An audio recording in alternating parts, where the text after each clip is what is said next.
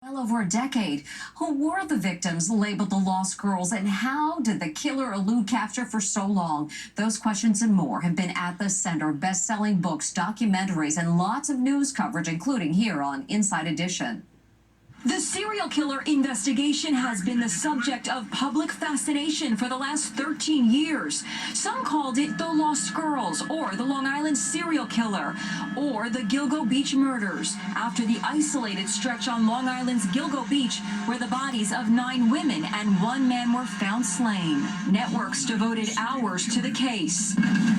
We believe that the belt was handled by the suspect and did not belong to any of the victims. Even 60 Minutes Australia covered it. No one's sure how many women he's murdered, but more bodies are turning up by the day. It was also the subject of a best-selling book, Lost Girls. Executive producer Deborah Norville. In 2021, Deborah Norville executive produced a movie for Lifetime Television about the murders. Shannon is alive. I have to believe that. It was called The Long Island Serial Killer, a mother's hunt for justice, and focused on the story of Mary Gilbert, whose daughter Shannon was among those murdered.